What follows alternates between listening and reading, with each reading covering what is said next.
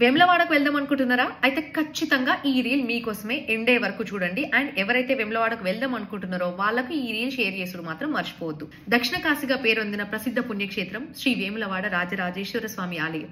Yes, ఈ temple పోయి మొక్కులు చెల్లించుకోవడానికి చాలా మంది భక్తులు ఉత్సాహపడుతుంటారు అండ్ వెళ్తారు, మొక్కులు కూడా చెల్లించుకుంటారు. మేడారం జాతర వస్తుంది అంటే ఒక 2-3 నెలల ముందు నుంచే కూడా వేములవాడకి వెళ్ళి మొక్కులు చెల్లించుకుంటారు. అక్కడికి పోయిన తర్వాతనే మేడారం జాతరకు పోయేటోళ్ళు మస్తు మంది ఉన్నారు. వేములవాడ శ్రీ రాజరాజేశ్వర స్వామి ఆలయం అభివృద్ధి చెందుతుంది. ఇందులో భాగంగా ఆల్మోస్ట్ ఒక 1 year పాటు అక్కడ సేవలు నిలిపేసిండ్రు. మరి ఎక్కడ చేయాలి, ఎట్లా చేయాలి, కోడె మొక్కులు ఎక్కడ చెల్లించుకోవాలి, కళ్యాణం చేసేటోళ్ళు ఎక్కడ చేసుకోవాలి, సత్యనారాయణ వ్రతం ఎక్కడ చేసుకోవాలి, మా మొక్కులని ఎట్లా అప్పచెప్పాలి, ఎవరికి అప్పచెప్పాలి అని మీకు డౌట్ రావచ్చు.